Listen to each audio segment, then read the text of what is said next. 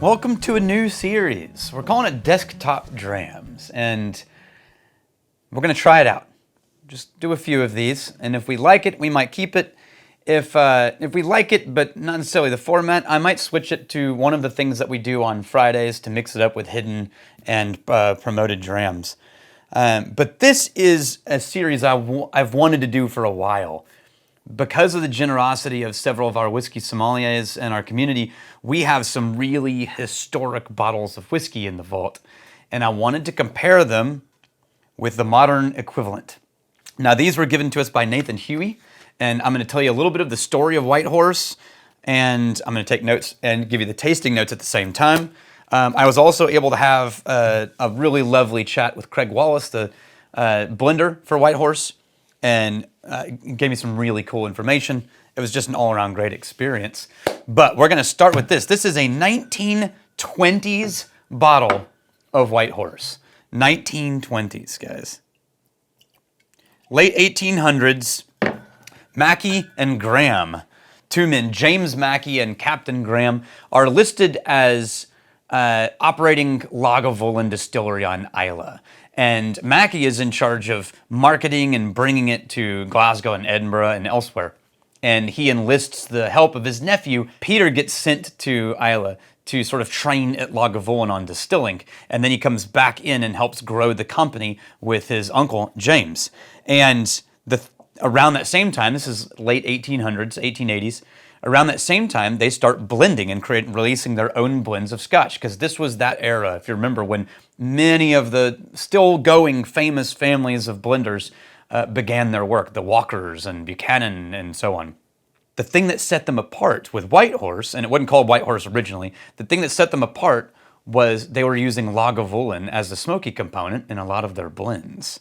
1920s. Oh, okay, hang on. I need to be writing this down, because my right brain moves quickly. So, fruit. Just a lot of fruit. This is a 100-year-old bottle of whiskey. And it's really like condensed, slightly tangy fruit. A little ashy, sort of threaded smoke through the nose. Malt, kind of round honey. I would say it's simple, but it's not boring. And it's not bland. It's just like there's 3 or 4 really strong hallmarks. It's very delicate. It's almost in the floral direction of fruity, but not quite perfumey. And before I take a sip, I'm going to just live with the nose for a second. So, 1890, a new company gets created. It's called Mackey & Co., if I remember correctly. That's when Peter Mackey is put in charge. And they actually create a blend. They name it White Horse after a coach station that starts in Edinburgh and ends in London. And they start growing, and they're doing really well. World War I hits, within 15 years of this happening. And they're in the midst of growing a company and being very successful. World War I has a devastating impact on the Mackey family and on the Mackey business. They lose almost 90% of their staff, head off to war. Production shuts down of distilleries all over. There's a shortage of everything from food to spirits. Mackey's son, Peter Mackey's son, is killed in World War I.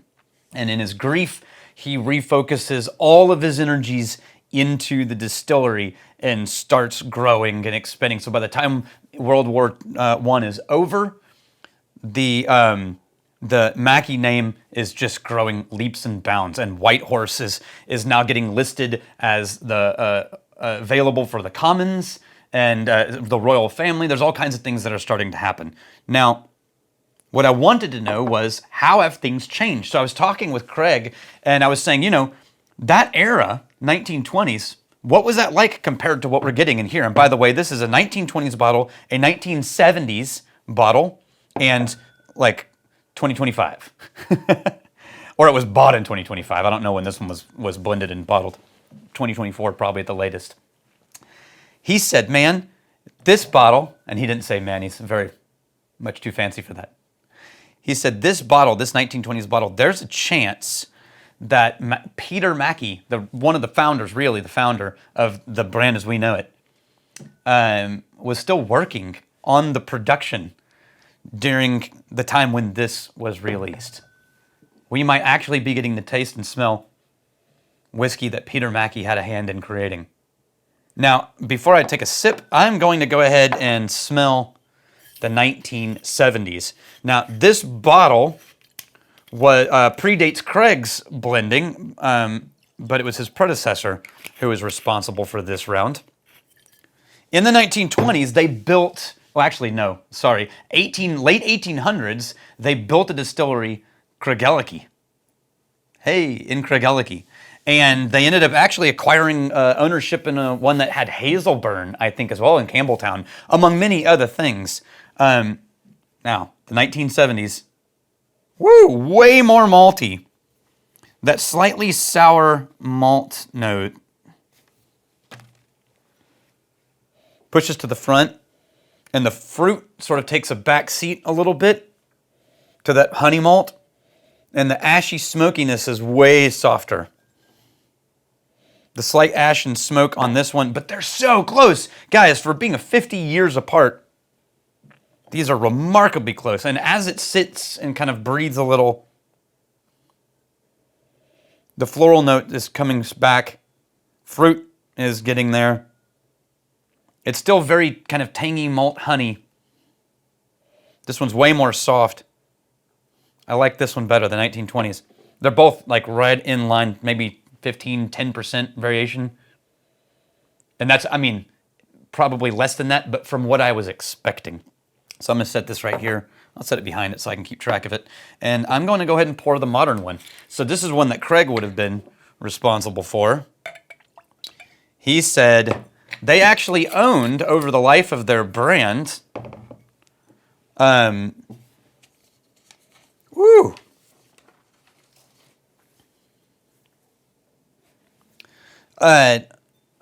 the late 1927, I think it was, they joined DCL, and then that ends up becoming Diageo in the long run. So this is all Diageo brands. Back then, they owned Cragganmore, Craigellachie, Linkwood. They had ownership in Glen Elgin. All of these things, all of these distilleries, and of course Lagavulin, right, owned by Diageo. Any distillery owned by Diageo now, and DCL starting in the 1920s, late 20s. That doesn't mean that all of those distilleries are in every blend, but those are distilleries that they are capable of pulling from to recreate the profile of Whitehorse. Now, the newest one, very weird. It's way more like the phenolic fruit notes came forward. And I say both of those things. The slight phenolic, kind of rubbery is the wrong word, but it's the thing that smoke provides, that phenols. It's almost rubber, almost smoke, not quite smoke.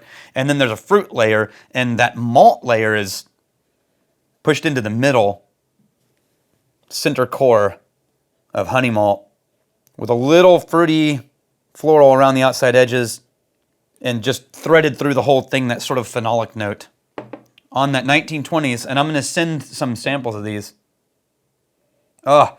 Fruit forward, man. It is fruit forward.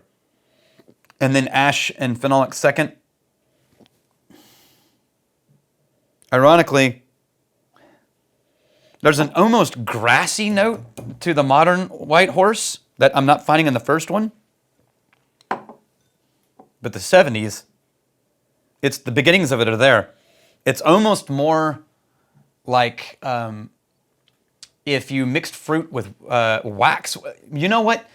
That's a thing that Craig said to me. He said there's a waxy note that you get from the ones that, you know, that are like Kleinlich, for example. And he said that's the thing that they're looking for. And you can absolutely pick it up on the 70s for sure. It's way more fruit forward. On the modern one, that note is softer, and it's almost a cut grass note. I'm getting way more and more floral honeysuckle out of the 70s pour now.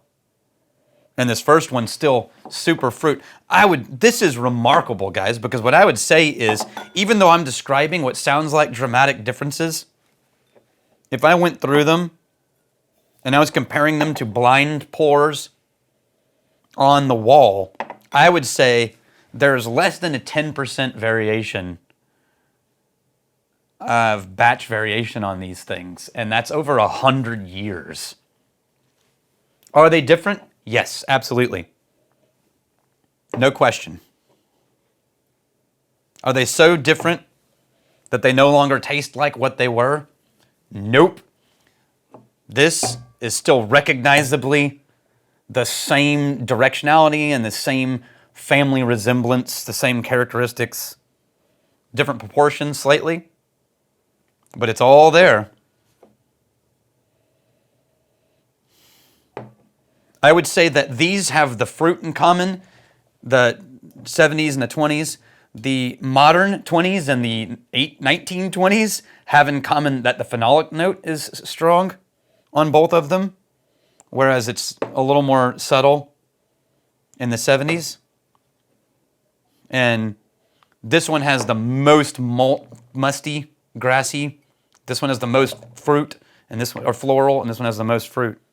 Really interesting. And by fruit, I'm talking probably pears. Light pear, kind of peach fruit, not like dark, heavy, rich. All right, now we're trying palate. There's the ashy. At the very end, sort of rolls in honey, goes floral, and at the very end, there's a little ashy note. 1970s, nose, way more floral. Almost reminds me of Deanston a little bit.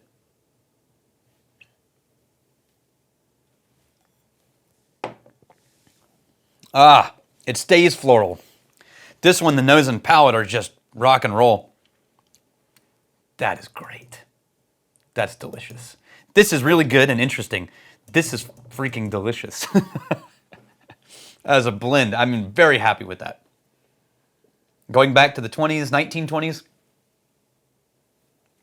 A little more smoke than this one has. And coming to the modern 2025, that phenolic note is much stronger.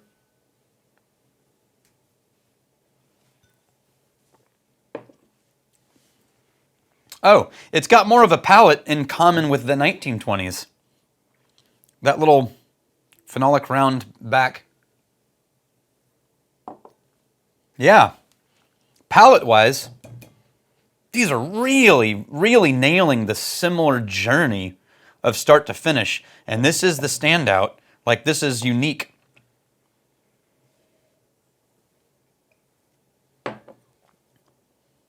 Yeah, this one stays fruity and wax fruit, the 1970s.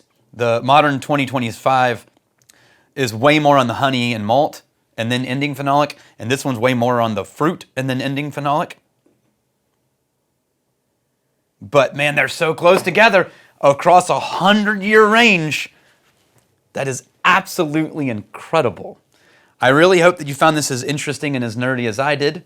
I'm going to do a couple more like this before we decide whether or not we want to keep them. If you really like it, this is your chance. If you like this video and the like button goes up and the view count goes up on this, then I'm going to view that as you want to see more of these desktop drams. Cheers to you. Thank you, Nathan Huey. Thank you, Craig Wallace, for the phone call. And I'm really glad you're here. Cheers. All right, remember, if you like these comparisons of really old things to new things, then definitely like and subscribe, and the view counts and the like button is going to determine whether or not we keep doing it.